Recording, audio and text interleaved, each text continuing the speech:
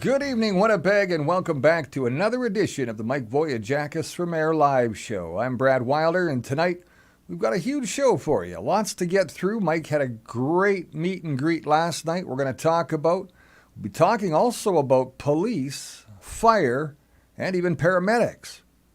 What's that got to do with running for mayor? Well, you're going to find out, and there's quite a bit in Mike's plan to make Winnipeg safer, faster, more efficient, all while creating careers for young Manitobans. Stay with us. There's more to come right here on the Mike Vogiatzakis Show from Air, live right after this. At ASAP Auto Glass Winnipeg, we know you need it repaired fast. That's why we do all the work.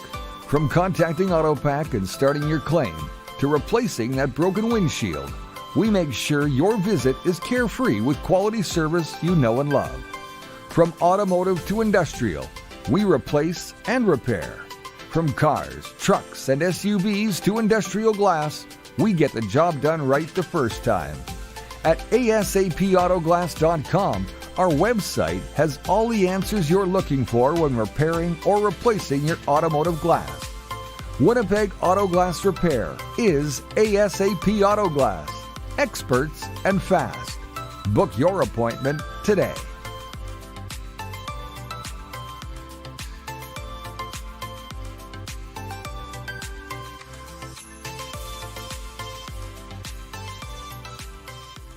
Welcome back, everybody. It's great to be back on a Wednesday night on the Mike Vogiatzakis Show for Mayor. I wanted to say Mike Voyage, but it just sticks with me. And again, I've got all these little notes in front of me, and I saw volunteer, and I kept thinking voyage, volunteers, your campaign, and all these volunteers. There must have been a lot of sign up last night, was there, Mike? It was a great night last night. Lots of signs.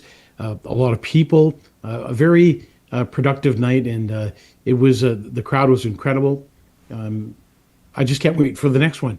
The only thing that was missing last night was you, Brad. Yeah, I know. I ran into a little bit of difficulty. My son had a medical emergency, and I had to stay back and not make it out there. He's doing fine now, for everybody that knows, and was wondering where I was last night. Now you know too, and everything's going okay for now, and we'll just play this by ear and see how my son plays things through here as we take it one day at a time moving forward. Well, you know what? It's family first, Brad, and you've got to take care of your family. And a medical emergency is a medical emergency. But hopefully we'll have you at the next one where you're going to, be there, meet some people. We had some food. We had some drinks and just a great time. A question period afterwards. And Gloria came out and she videotaped it, so you can find it on her channel. Thank you, Gloria, for doing that. And we'll be posting that up. We'll be posting that up for you as well, Mike. I'll get to that a little later tonight, and we'll get your edition up and make that all perfect, so you can put it up on your website too. Because you did great last night. I got to say, I watched the whole thing, and I'm not the guy who usually sits back and watches the whole thing of Mike Vogiatzakis, but last night I did. And you had me captivated. I wanted to know what you were going to say next. I wanted to know how you were going to deal with things. I saw you close your notebook, and I went, uh-oh, he's going off the script now. And I said, I wonder what's going to happen and how this is going to play out. But, man, you handled it perfectly. I think everybody's questions were answered, and that's one thing. You weren't standing there going, or I mean, everything that came out of your mouth last night was well planned, well thought out, and well before you ever got there last night, wasn't it? It was. It was the team that I have working for me. Just a great team. Ken Lee, Todd Dubé, Elway, and many other people.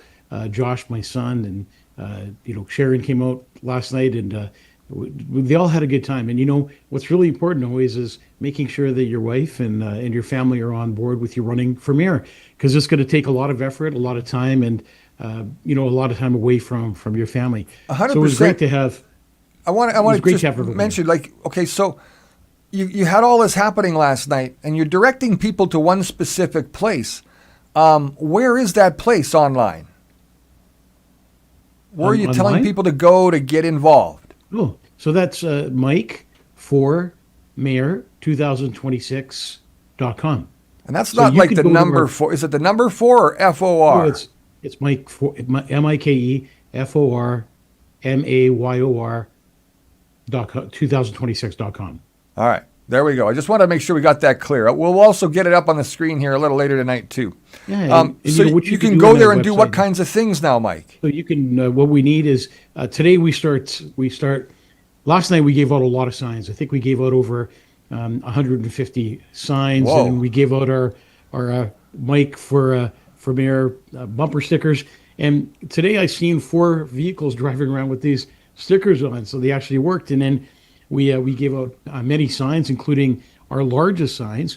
So a lot of people came in. They got the Mike for Mayor buttons. I don't have one with me, so you could get one that says "I like Mike" or "Mike for Mayor." A buddy of And, mine sent me pictures of the car show this past weekend, and he showed me a couple of cars that had Mike for Mayor stickers on them already, and they're out there at the car shows. I mean, you don't see a lot of car show guys sticking a sticker on their window for the mayoral run of Winnipeg. I mean, I was shocked. I wouldn't put that thing on my $50,000 vehicle, but these guys had no problem doing it, and that's pretty cool, Mike.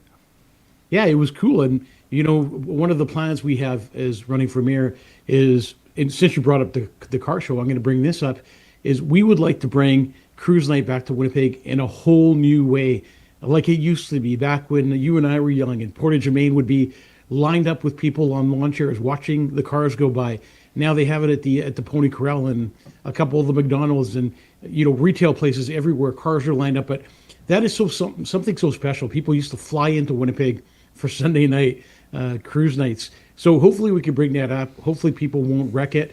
We're going to try a program where we work with the Winnipeg Police and the RCMP and work on a new track that they're bringing where people that do want to spin their tires and race their cars will be able to do that legally. So it's bringing back the old Winnipeg, the Winnipeg we all loved, the Winnipeg we all care for, and the Winnipeg we all miss.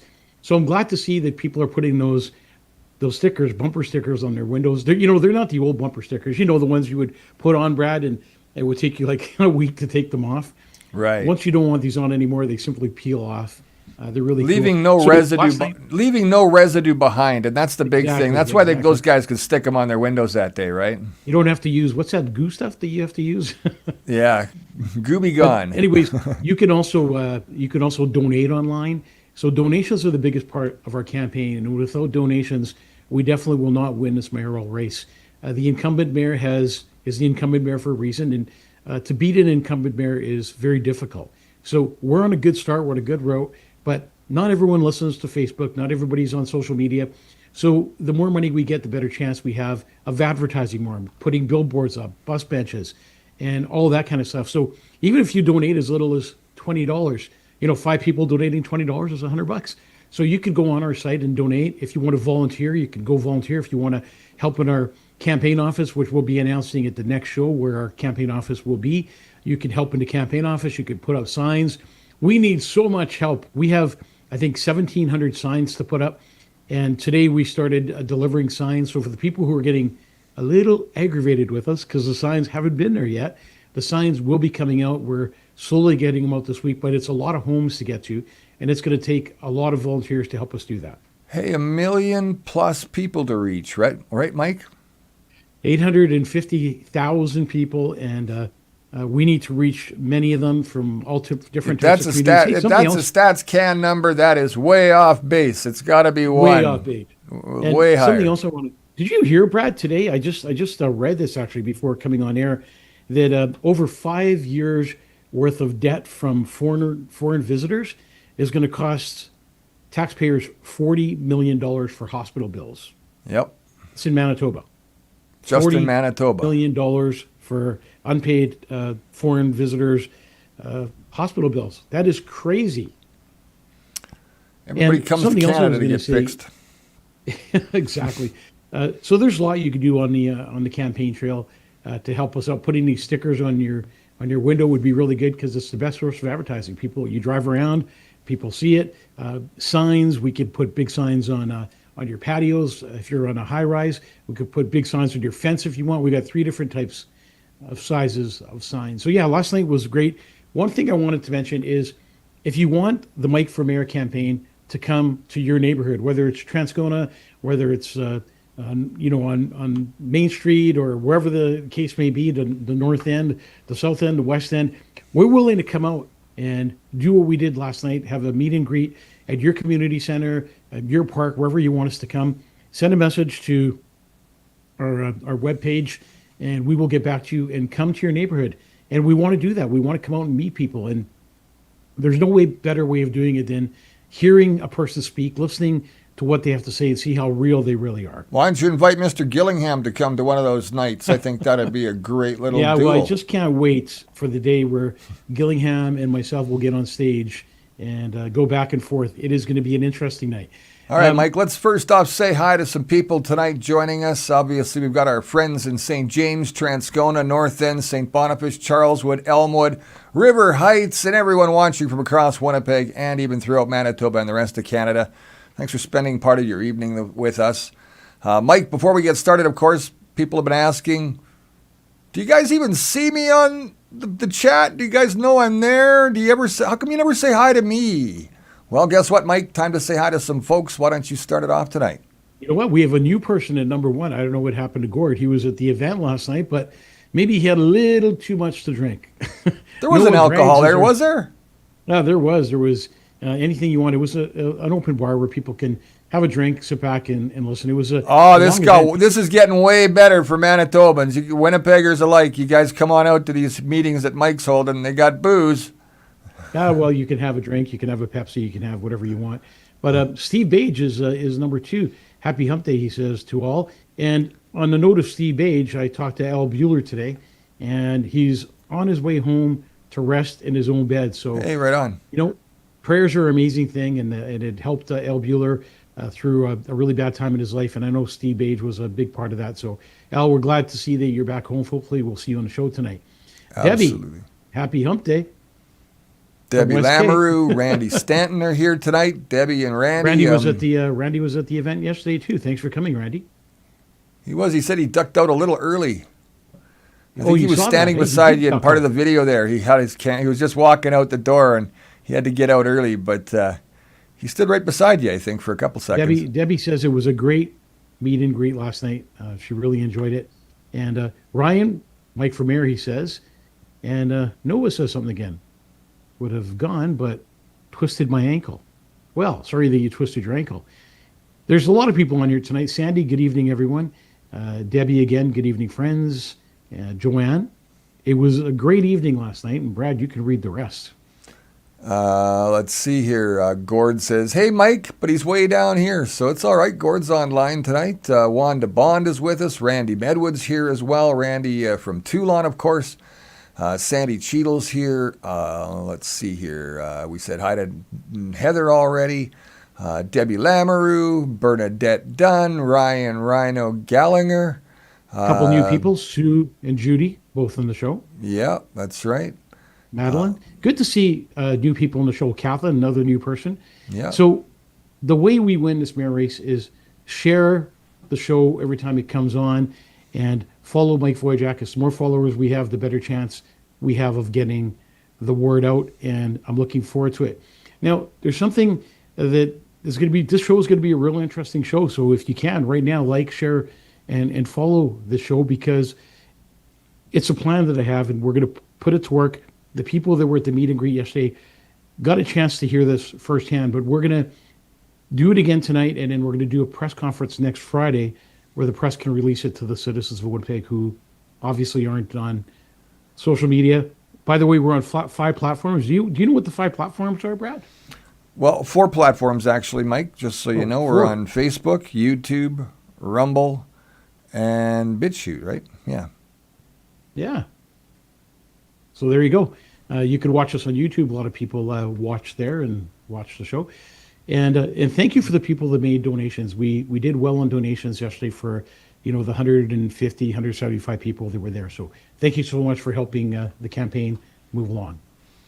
Mike, we heard lots of concerns last night after watching the program. I know you were faced with lots of questions at the end, and, you came through that brilliantly with, answers to everybody's questions, and that's very rare in some situations as people run for different parts of office. obfuscate from the truth sometimes, because they just don't know the answer to tell, and they make promises that they shouldn't make along the way. I didn't hear you make any promises last night as much as you made convictions. I thought that was a good way to present it. It sounds like your morals, ethics, compassion, desire, drive, all of those things kind of come together in your conviction, and you emphasized that last night in a very well-mannered way, and I think people resonated with that, and I think you hit home with a lot of the concerns that not only you're feeling over the course of your lifetime being born and raised in Winnipeg, but others that have maybe just even moved to the city in the last 5 years that are now facing concerns that you've seen escalate over many, many years. So we heard a lot of concerns about crime and crime, transit, roads, taxes, affordability, even public safety.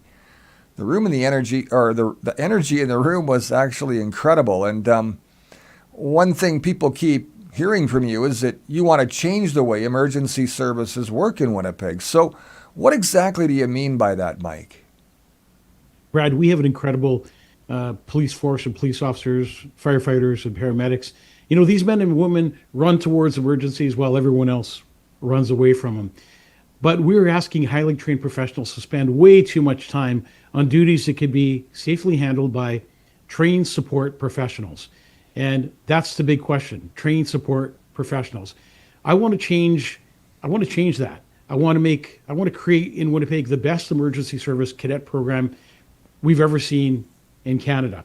A cadet program that's going to take the pressure off the Winnipeg Police, fire, paramedics.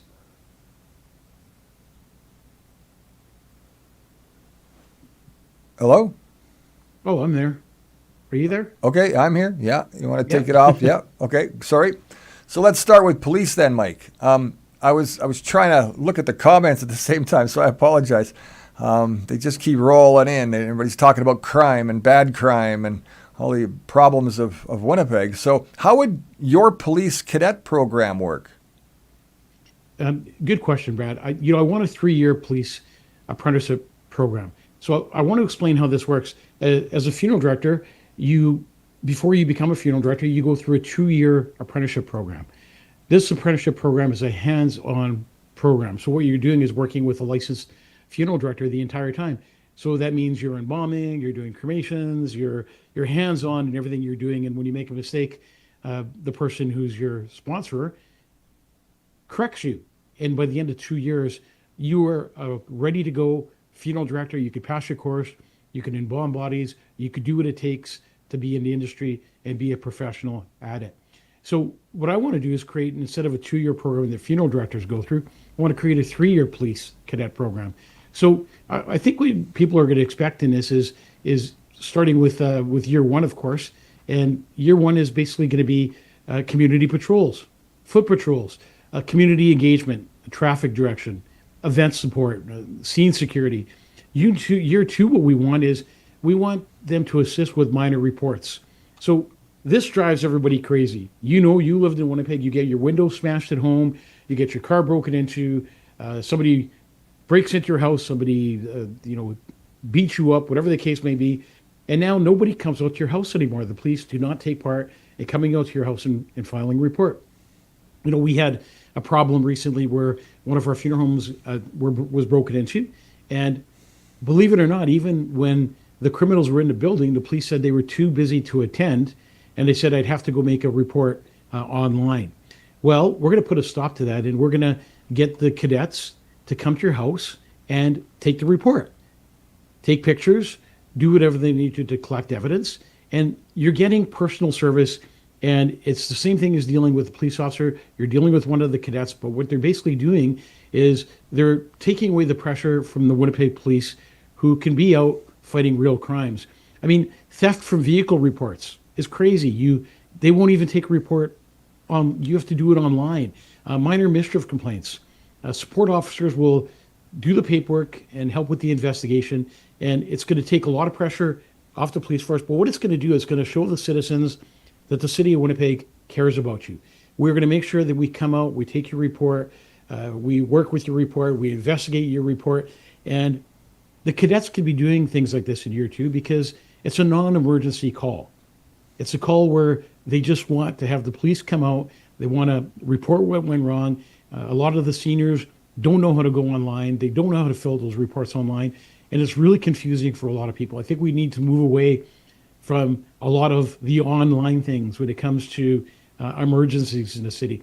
And I think, people know that there's really no consequences when they're breaking into your car or when they're committing some kind of crimes. This will bring consequences back because now all of a sudden it's going to be investigated.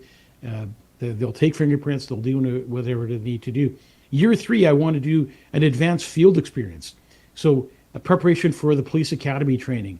So most of these guys who will be in this 3-year course will automatically go into the police program and become police officers. It'll direct their way to policing careers, and that's what we need. Every hour a police officer spends on something that can safely be handled by support staff is an hour they are available for violent crime emergency calls in the city of Winnipeg. Winnipeg police cadets already perform. You see them on the streets. Their duties such as foot patrols, guarding scenes, traffic direction, mainly you see a lot of that. Now we want them to start doing those minor reports. I simply want to expand and modernize the concept. What we want to do is take this cadet program and expand it in so many ways. We have an issue, we're going to talk about it later on, and that's drugs in our parks. The riverbanks have become, you find people's barbecue there, their lawn furniture there. People are dealing drugs there, selling drugs there, and people are getting high because they're getting the drugs off dealers. So if we could put cadets patrolling the parks, we could start out, we're going to bring a guy on our show, his name is Colin, and he runs a security company in the city of Winnipeg. And a couple weeks we're going to have him on the show. And he brought up the idea of, hey, why don't we have the security companies here in Winnipeg who deal with, the theft and the vandalism and all the things that security do? Why don't we get them to do the minor things? Like, for example, patrol the parks. No bidding. Every security company comes in at the same price, and they help the police and the cadets by controlling the parks and being the eyes on the ground. And I think that's going to really help because a lot of people now are afraid to even bring their kids into playgrounds because of the consequences, the drug-used needles that are lying around everywhere, the crime, the violence. And parks were made so kids and families could go have fun in. And right now, it's the opposite. People who've bought river property, who want to see and feel the backyard, the river, are afraid to go in their backyards now because of the encampments set up. I don't know if you've ever taken a walk through the backyard of the city of Winnipeg, people's backyards on the rivers, but they're infatuated with homemade encampments. And like I say, people's furniture that's been stolen from their patios and barbecues and all kinds of things. And this needs to stop. This nonsense in the city of Winnipeg needs to stop, and we are going to put an end to it. I'm going to be tough on crime. We are going to make sure that we work with the police board to change the way the city of Winnipeg responds, acts, and behaves when it comes to crime in the city. All right, Mike, I got a question that has come up in the chat, and let's get to it now because I think this is something that's on point and on topic. How you handle it from here is up to you, pal, but let me get this out. The issue is neglected by the courts, all right?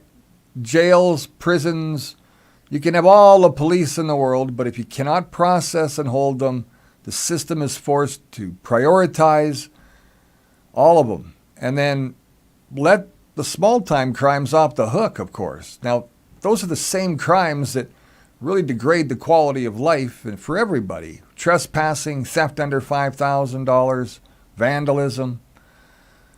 So, Mike, how do you handle that aspect of things as a mayor in Winnipeg? You don't have the power to settle anything federally, which, again, provincially you can't, but you can. I guess you can get involved. So what goes on there, Mike? Explain some of that. Here's how it works. No one knows what's going on.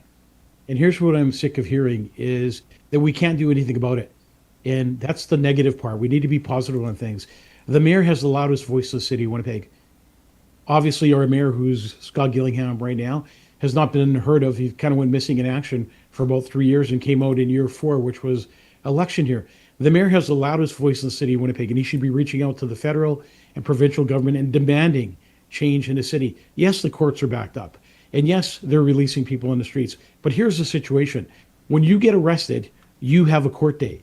You need to appear. You basically make it a real pain in somebody's butt because they're going to have to go to court. They're going to have to hire a lawyer. Eventually, they're going to have to be in front of a judge. And eventually, they're going to get sick of that system. The remands, going back to court, remands again, hiring a lawyer, paying a lawyer. So if people think it's just as easy as that, it's not. Once you get into the court system, it becomes a real pain for you. You need to miss work. You need to hire lawyers. You need to do court appearances. And finally, you need to go to trial. Yes, it may take a few years, but that means we get tough on crime. We don't push crime away. We don't say, well, if somebody's breaking into a dollar store, it's okay. When somebody's waiting in line and paying for a $30 steak and somebody walks out with 50 free steaks because they can, it's just wrong. And it's not fair to the average citizen. So the mayor needs to get tough on crime with the police board. He needs to say, look, we need to arrest people no matter what it is, give them their violation and their court date, and they need to show up. So what that does is it becomes a nuisance to criminals, and eventually it's going to catch up with them. The problem now is we're doing nothing about it. Security guards are told to allow criminals to walk out with whatever they have in their hands and not apprehend them whatsoever. The security guard should be given level 1, level 2, level 3 power to hold and arrest until police come onto the scene and take that person away and charge him. If he gets released from the courts, he's still going to face the consequences.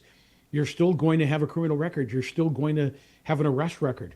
So we need to get tough on crime no matter what. We just can't say, well, we need to let the petty crime go away. We should just give up because the courts are doing anything about it.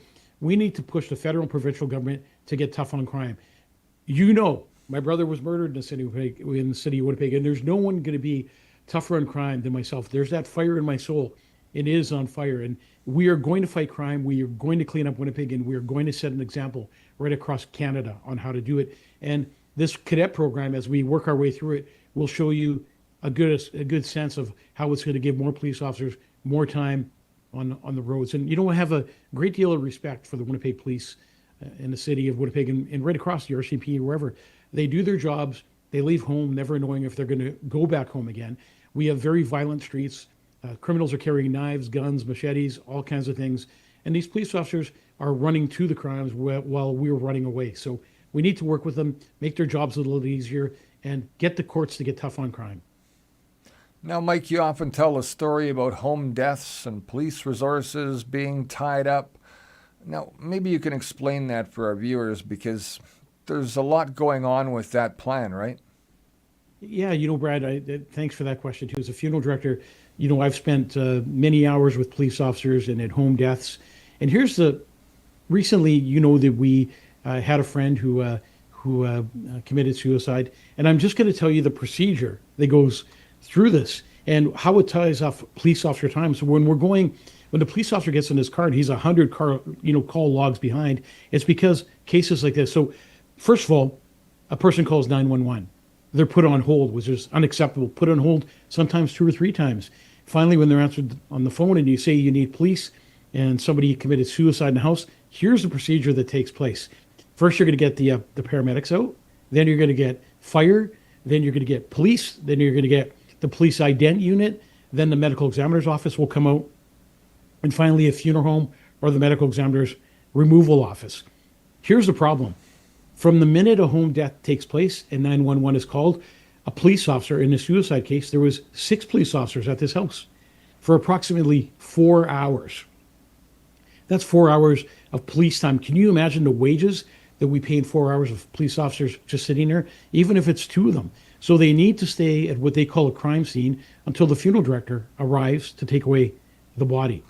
This is something that can be handled by the cadets. Again, it's not an emergency matter. No one's at risk. Somebody who's deceased. The cadets could be sitting there and taking care of the minor duties of staying with the body until all these people have been through the house and finally the person is released when the funeral home comes. Those officers are professional and compassionate. There's no doubt about it. But while we're standing there, they're unavailable for other calls all across the city. There may be opportunities where properly trained cadets and civilian support staff can assist, the security and securing the scene and family support and administration duties where appropriate. And that's smarter policing. And that allows police officers back in the streets to do their job where we need them most and get that call log down where a police officer is going to come and see you when you need them. And if you have questions about this part, maybe we should look at the question part, Brad, and maybe I can answer any questions. And don't forget, all my plans could be tweaked. They can be tweaked, they can be turned. I'm going to have to work with, the police board, maybe the chief of police, the federal, provincial government to make this work. And everyone's favorite question is, well, how are you going to pay for that? We are already paying for it in police overtime. We can cut down police overtime by doing this. We can cut down all kinds of costs by having these cadets move on to a stronger and more accurate job. Not only that, we're putting our students to work and we're keeping young people in the city of Winnipeg.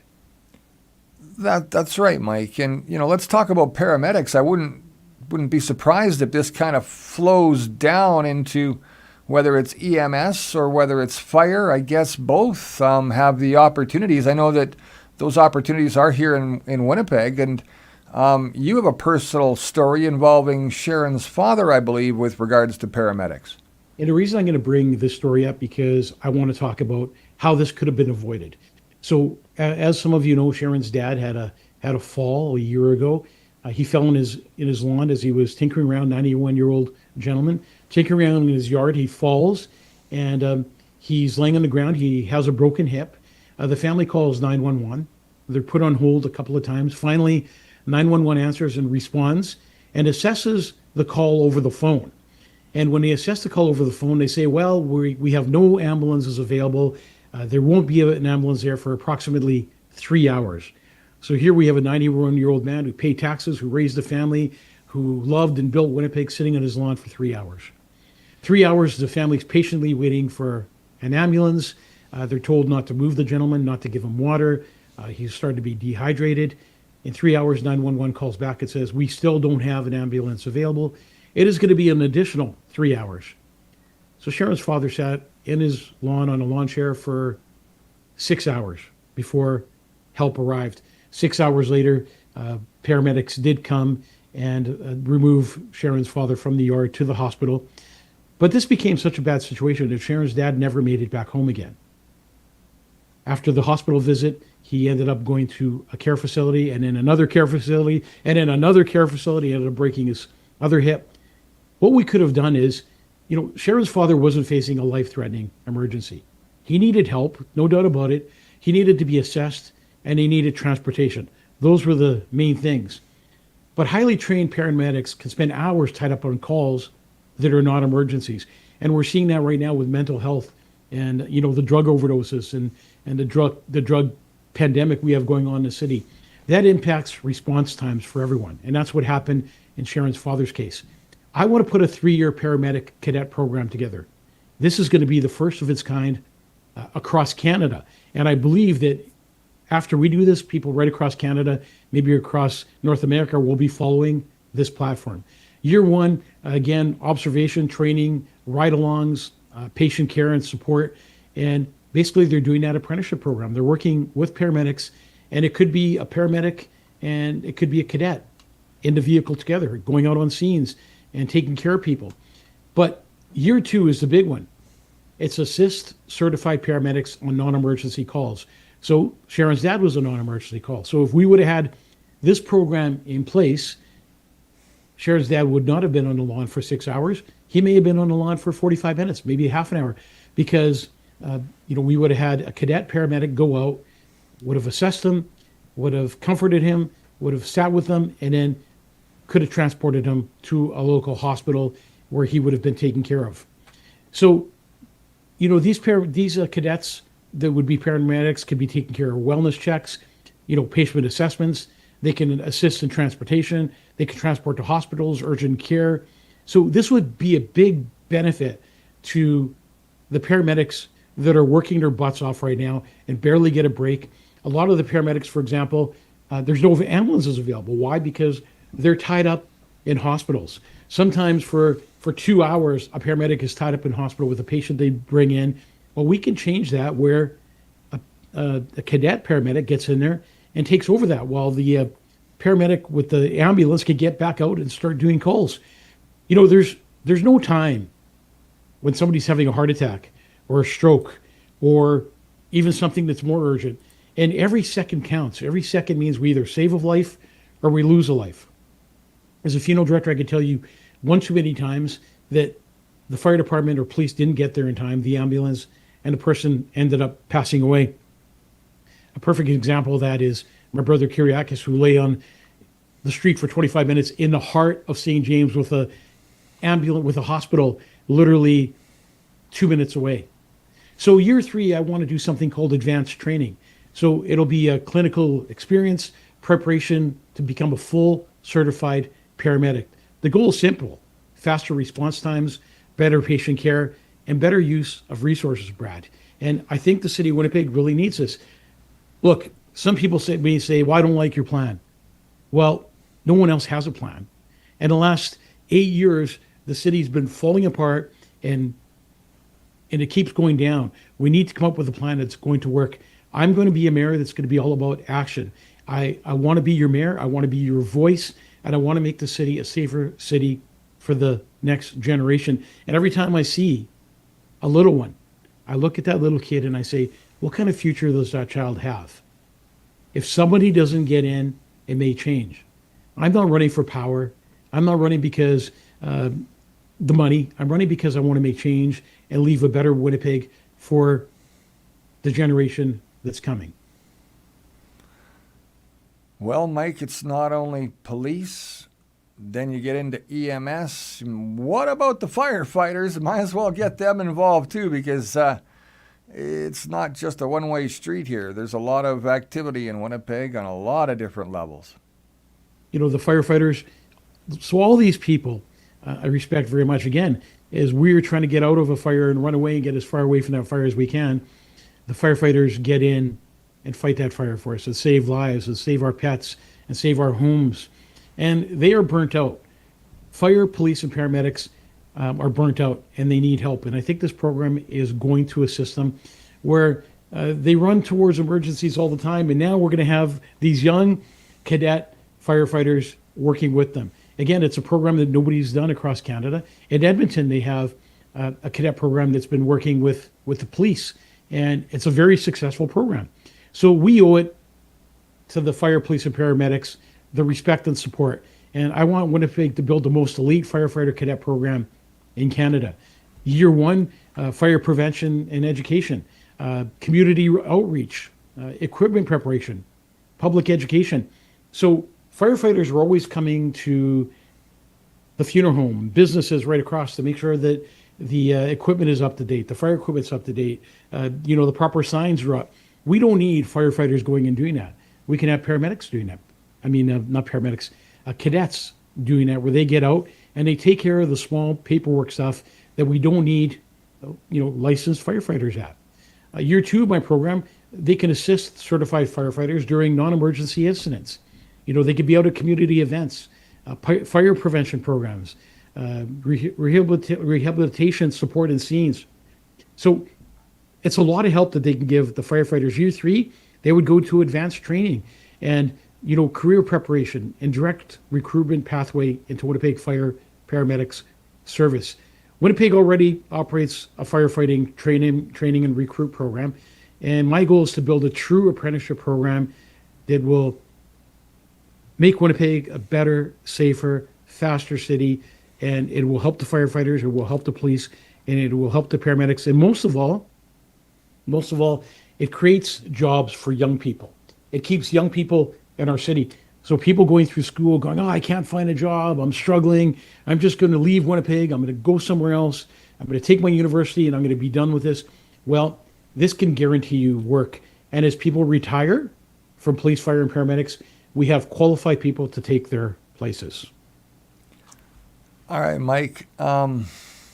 This is one of those questions or concerns that I'm going to bring up because somebody online brought it up, not myself, but it's kind of an interesting spin on this. But then I see some things that maybe they're not thinking about. And I know I wasn't right off the hop. I thought, oh, great idea. But then I've been pondering that while you've been talking for the last minute or so. And I don't know. Let's get your take on this. And they want to know your spin, not mine. So let's get right into this one.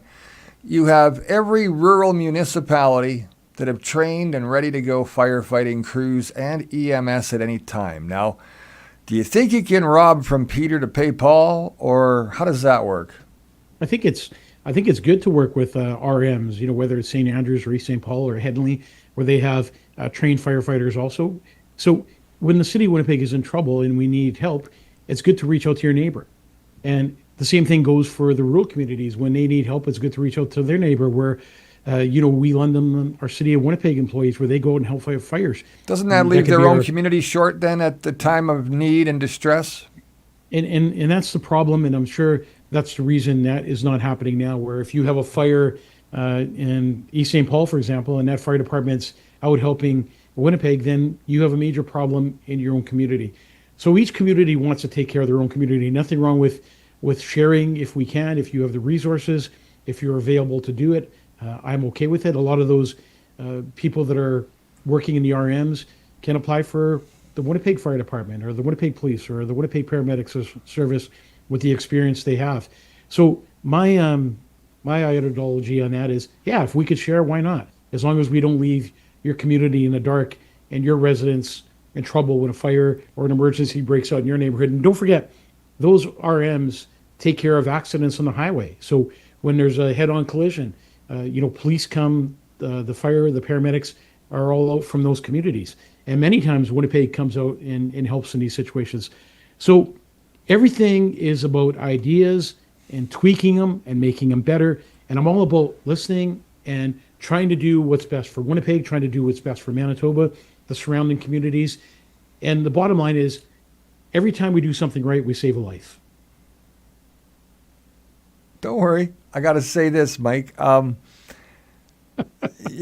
got that smile on his face going, I'm going to get this they're guy. not even seeing me. I'll put myself back on camera here. You bring up some very valid stuff, but at the end of the day, I know what you're trying to say and what you're trying to do. Let's make sure we make it clear for the viewers out there and the listeners too. When you say, I want to clean it up, I want to tighten it up, I want to make things better, you're not talking about reducing resources or reducing budgets or playing games of that nature. You're talking about expanding resources, expanding working crew and staff on all three of those levels that are going to escalate it to a place that Winnipeggers can feel safe again, right? That's exactly what it is. We're not cutting back on anything. We're expanding and everything. What we're cutting back on overtime. Overtime for police, firefighters, and paramedics, where we could cut down on their overtime, let them go home and be with their families and enjoy life after a hard day of saving people's lives and fighting fires and dealing with criminals. What we want to do is increase the workload for the city of Winnipeg, increase employees, keep money right here in Manitoba, keep jobs right here in Manitoba. What I want to do is build a better, stronger Winnipeg and involve every citizen in that decision where they're a part of it. And this is far from cutting back. We're not cutting back on anything. We're tightening it up. We're cleaning it up. We're making it stronger. The bottom line is we are making it work. I was just about to say this sounds bigger than emergency services, and it definitely is. So how much bigger is it? It's about jobs. It's about careers. It's about opportunities, Brad. It's about keeping our children right here in Manitoba. Far too often, our children graduate with degrees from right here in Manitoba and leave this province. We need to create pathways into police, fire, paramedics. When today's members retire, and it's happening all the time, tomorrow's members are ready, trained, and ready to go. Okay, so wait, let me stop you there. That's great, but we're not just talking about, like I said, fire, EMS, and police. We're talking about possibly city workers too, in the terms of the whole city strength becomes a real powerhouse in a sense. Potholes get fixed quicker. Icy roads get dealt with sooner and faster. Your street gets graded and plowed quicker than ever before, more times in a season maybe, blah, blah, blah. What are you lying on that? We plan on using this apprenticeship program throughout the whole city of Winnipeg, where we build the city of Winnipeg to be a strong city of Winnipeg. Better training, smarter government, better services for the citizens, more opportunities for Winnipeg families. That's how we build the next generation of public safety professionals right across the city of Winnipeg. We're not going to cut back anywhere. I have a plan on how we're going to do snow removal and how it's going to change the way citizens of Winnipeg walk down their sidewalks. Right now, if you're in a wheelchair, if you're have some kind of difficulty, if you have a walker, if you have children, if you're going to buy groceries, if you have to walk the bus stops, some of these sidewalks are impossible to walk on and they're never cleaned. Well, we have a plan to clean up the sidewalks. We have a plan that we're going to bring up for homelessness and mental health and addictions. So this is just the beginning of plans that we are releasing. We're going to change the way 311 operates. We're going to change the way 911 operates. We want you to have direct contact to the person you want to speak with. Look, I think the city of Winnipeg is broken. If it wasn't broken, we wouldn't be heading in this direction. There's so much wrong. There's so many complaints. And when you call 311, for example, Brad, what do you get? Well, somebody will call you back, and maybe in 2 weeks you'll get a call back. We're changing the way the city works. We're going to do it smarter. We're going to go back to what I call common sense and getting back to the basics that made Winnipeg what it is today. Well, when today's members retire, tomorrow's members are already trained and ready to go, and that's something that you're preparing for now. It's not like you're leaving it left after 4 years. It'll have this repetition that'll grow stronger and stronger as time goes, right? It's not something that is here today and gone tomorrow. That's not really in the plan, is it? No, this is a new plan for Winnipeg, a better Winnipeg. It's about being prepared. As firefighters and police and paramedics retire, or some go on stress leave, and we've heard that a lot with paramedics and firefighters and police, we have people to step in and help them do their jobs. This isn't about taking away people's jobs. It's about creating more jobs. It's about more safety. It's about more reliability. And best of all, it's about better public safety for the citizens of the city. And that's what it's all about. Can you imagine the cadets? We need boots on the ground. There's no doubt about that. And sometimes we have so many police cars tied up, but can you imagine having these little side-by-sides that you see people going off-roading on, driving down neighborhoods, all neighborhoods, back and forth, watching for crime, watching for people breaking into people's homes, watching for violence, watching for being close enough to attend, right, Mike? Right. So they're on the road, and the cadets could be the eyes for the city of Winnipeg Police when they see an emergency. For example, this is a no-brainer, and I see this in Winnipeg all the time. So you see a guy riding a bike, right? But he's also carrying a bike with him. Well, clearly that bike was stolen. Or you see people walking down the street with all these tools and with things that you just don't walk down the street with. Obviously, that guy's up to no good. We need, the more eyes on the ground we have, the more people we have watching, the more lit up your neighborhoods are, the more cadets and security and police we have on the streets, the safer Winnipeg is going to be. I hope you understand what I'm trying to do. I'm trying to build a better Winnipeg for you. This isn't just talk.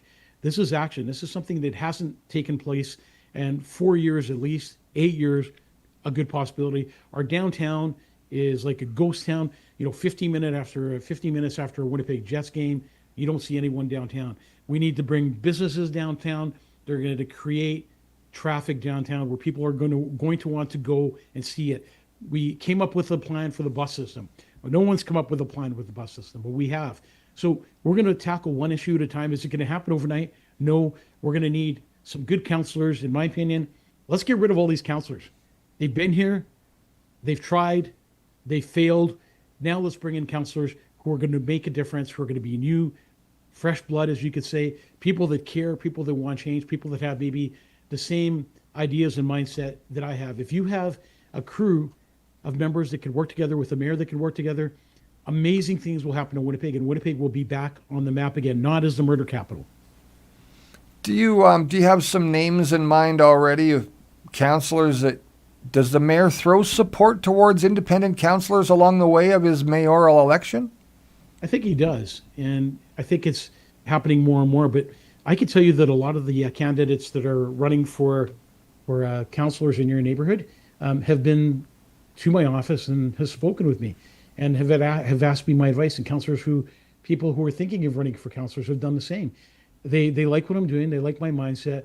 They like that I'm motivated enough to make change to the city. I care enough for the city that I'm leaving my job as a professional funeral director, a well-respected job, a funeral home that does very well, and I'm stepping outside of my box to make change for the city of Winnipeg. I'm definitely not doing it for the money, for fame. I'm doing it because I want to leave a footprint on the city that's going to last forever, so the next generation will have a safe, a friendly, and a city that everybody loves and nobody wants to leave, but everybody wants to come to. There's quite a few issues we hear over and over again, Mike, that families don't feel safe in parks, playgrounds, riverbank areas anymore. They want to go fishing down at the river or in their own backyard along Wellington or wherever else it might be. And, they feel unsafe. There's tent cities popping up and right along the river edge. And, how can a mayor deal with all of that? What's your plan going forward for that aspect of things? Because that's where the real concern is with kids, right? It is, because we have young children who are not growing up like we grew up. There was pools and playgrounds, there was swings, there was all kinds of things kids could do. And more kids are staying indoors now because the parents just don't trust the fact that they're at a park. With everything that's going on in the city, people, stealing kids, people, doing drugs in parks, the violence in the parks, the things that we're seeing. Brad, parks and are playgrounds. That's what they are. They're playgrounds and should be for the children and families to go and enjoy. This is not for drug dealers. We didn't build parks for drug dealers. We didn't build parks to have, violent offenders taking over the park. People are using public spaces to prey on others, and this needs to stop. We want our city back. And I'm sure you who are watching the show tonight want your city back. And if you want your city back, I would highly recommend that you share this show. Share it over and over again, follow it, like it, and help me help you get your city back. It's our safety, our neighborhoods, our parks, our playgrounds, our riverbanks, our sense of security. Too many families tell me they avoid certain parks, walking trails, playgrounds, riverbanks, and other areas because crime, drugs, theft, discard for needles, vandalism, and violence. This is unacceptable. When you can't even walk in your own neighborhood because you fear of what's outside your doors when you leave your house. I want families to feel safe taking their kids to the playground. I want seniors to feel safe walking in their neighborhoods, on their riverbanks. I want residents to feel safe using the parks and public spaces that they pay for. You pay for these on your taxes. Well, how do we fix that, Mike? What do we got to do to get through that? I mean, it's got to be something where you're involving everybody in the realm of being able to call. You have to have police, you have to have fire, you have to have paramedics, you have to have mental health, you have to have. And it's like, whoa, wait a minute. How do we, that's overwhelming at times, right? So it sounds overwhelming, but really the fix to Winnipeg is not that bad. The main problem that we're dealing with is mental health, addictions, and drugs. And you're going to hear a platform from me that's probably going to knock you off your feet. It's a good plan. It's a great platform. And a lot of people are asking, why aren't you releasing your platform quicker? Because other candidates are going to steal it. The mayor has been stealing my platform already and putting it to work. The mayor's solution, Mayor Scott Gillingham's solution to this, and the police are under attack for this. Oh, we're going to do a 10-day crackdown. Well, congratulations, 10 days to fix, crime, drugs, and violence on our streets, addictions. Well, let me tell you something, Mr. Scott Gillingham, that plan is not going to work. A 10-day plan is a campaign stunt. That's what it is. We fix through visibility, prevention, and enforcement. That's where the cadets come in. That's when we can hire the security companies around Winnipeg that can secure these places, be the eyes on the ground. When they see drug dealers, they take down the license numbers. When they see violence, they take pictures. When they see somebody that needs to be arrested, we give level 1, level 2, level 3, to these security guards where they can arrest and hold until police officers get in there. We increase patrols in the parks and the playgrounds and the riverbank. So the bottom line is, these people that are committing crimes do not want to see police. They don't want to see cadets, and they definitely don't want to see security in their area where they're committing crimes. We need to expand the use of this cadet program for community safety and community safety officers in public spaces. We need to create dedicated park and trail patrol teams during peak hours. And this is what I'm talking about having side-by-sides going up and down, or bikes, and they see them there. They know they're coming. They know they're watching you. We need to record what's going on, and then we need to arrest. When you see a BMW or a Mercedes-Benz pull up and you see somebody go up and buy a bunch of drugs and take it down to these encampments, somebody's selling these drugs. Somebody's getting these people high. We need to stop that. We need to get down to the crimes, stop it, and stop it once and for all. And yes, I know some people say the courts are letting us down. Yes, the courts also let our family down, and that's why my brother is dead. That's why I'm here today. But that's why a mayor such as myself is going to put pressure on the federal and provincial government. And if I can work together with Wab Canoe, we will both put pressure on the federal government and say, look, we need help in Manitoba. Manitoba's out of control. Manitoba's a war zone. Manitoba's not the city or the province we loved at one time. We need to improve lighting in high-risk areas. So when there's lighting and people can see what's going on, it usually prevents crime. We need to install emergency call stations where appropriate. That's something that isn't in place right now. We need to remove graffiti, litter, vandalism quickly before areas deteriorate further. Work with community organizations and neighborhood groups to identify problem locations. Ensure repeat criminal activity in these locations receives immediate attention. Public spaces should belong to families again. Children should be able to play without parents worrying about where they are, what they may find in the grass. Our riverbanks should be places for recreation, walking, enjoying. Winnipeg's beauty, fishing, hanging out, bonfires, the things we used to do, not places people avoid. We want our city back. We want our city back, and you want your city back. And we're going to take our city back one neighborhood at a time. All right, Winnipeg, now it's your turn. Got to send your questions in, and let's get the conversation started. Mike reviews all comments of the show. He will get back to you if you leave a comment. Mike is the mayor who's going to listen. Mike's the mayor who's going to be transparent. Mike's the mayor who's going to stand up for you and your family. Mike's the mayor who's going to do a lot of things. And while people question that every single day, I can honestly say out of my 45 years of knowing Mike that I put my whole trust and effort in him to make sure that the kids and the people going forward in this world have somewhere to call home. And Winnipeg's always been my home. So thank you for standing up, Mike, and thank you for doing all this. And you know that good Winnipeggers like myself, homegrown, home-blooded boys, we're going to hold you to account, too, when you make that mayoral position happen, right? Because, I mean, you can talk all you want, but when you got your friends pushing you to do the right thing, to make sure you stay on track, on the straight and narrow, and do the right thing, and do all the things that you said you wanted to do, we're going to be there to stand with you and help you get there, because that's what teamwork is. Accountability is going to be, and I know it's a word that's been used over and over again. Oh, I'm going to be accountable. I'm going to be accountable. And I stand before you right now, and I tell you that, and it's not just a game for me. And my life has set me up for this.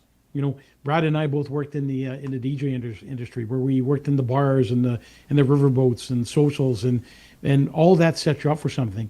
And then I ran a music company for a lot of years, Roadshow Sound and Midnight Sound, and the things that I witnessed and the things I had to deal with were incredible. It's all life experience. And then the final step was being a funeral director. And the things that I've experienced, the things I've seen, I can't unsee. The things I've had to deal with have set me up to run for mayor of a city. There's nothing that's going to startle me. There's nothing that's going to scare me. But there is the motivation to make the city better. In my brother's memory, trust me, folks, and I hate to say the word trust me, but I will make change in his memory, and you will be proud of me in 4 years. You're going to say, thank you, Mr. Vogiatzakis, for giving us back our city. All right, Mike, it's time to bring it home tonight. I know that you were up early today, and you're probably not going to bed anytime soon. You're kind of that 24-hour-a-day working kind of guy. Maybe go tonight and get some rest.